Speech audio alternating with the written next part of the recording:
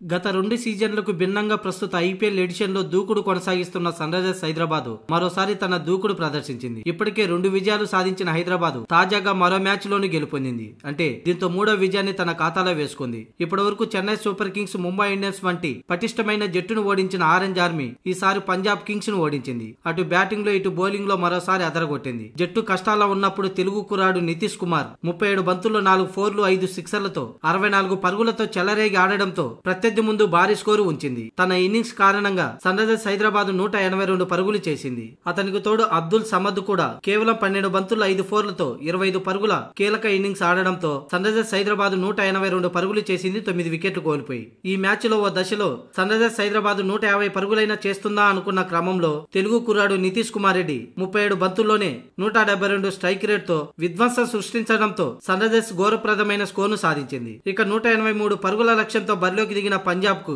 ఆరంభం నుంచే కీలక వికెట్లను పోగొట్టుకుని పీకల్లోతో కష్టాల్లో పడ్డది. 20 పరుగులకే ఏకంగా 3 వికెట్లను కోల్పోయింది. ఈ దశలో సామ్ కరెన్ 29 పరుగులతో ఆదుకున్నప్పటికీ ఓ పక్క వికెట్లను కోల్పోతూ వచ్చింది పంజాబ్ కింగ్స్. అలాగే 114 పరుగులకి 6 వికెట్లను కోల్పోయిన దశలో ఇక మ్యాచ్ పూర్తిగా సన్ రైజర్స్ దే అనుకున్న టైంలో ఒక్కసారిగా శశాంక్ సింగ్ అలాగే అశుతోష్ శర్మ వీర విహారం చేశారు. వీరిద్దరు బ్యాటింగ్ తీరుతో పంజాబ్ ను గెలిపించేంత పని చేశారు. మొత్తానికి ఈ ఇద్దరు సన్ రైజర్స్ ఆటగాళ్లకు చెమటలు పట్టించారు. అయితే చివరి ఓవర్లో జయదేవ్ ఉన్నద్గత్ చాకిచక్కంగా బౌలింగ్ చేయడంతో పంజాబ్ 6 వికెట్లు కోల్పోయి 180 పరుగులు చేసింది. దీంతో 2 పరుగుల తేడాతో సన్ రైజర్స్ హైదరాబాద్ విజయం సాధించింది. శశాంక్ సింగ్ 25 బంతుల్లోనే 46 పరుగులు చేయగా అశుతోష్ శర్మ మాత్రం 15 బంతుల్లోనే 3 ఫోర్లు 2 సిక్సర్లతో 220 స్ట్రైక్ రేట్ తో 33 పరుగులు చేశాడు. మొత్తానికి ఈ మ్యాచ్ పైసా వసూలాగా సాగింది. ఎంతో ఉత్కంఠభరితంగా ముగిసింది. అయితే సన్ రైజర్స్ హైదరాబాద్ ఈ మ్యాచ్ గెలిచినా కూడా పాయింట్ల టేబుల్లో 5వ స్థానంలోనే కొనసాగుతుంది. ఎందుకంటే నెట్ రన్ రేట్ లేని కారణంగా కోల్కతా, లక్నో, చెన్నై తర్వాత నిలవాల్సి వచ్చింది.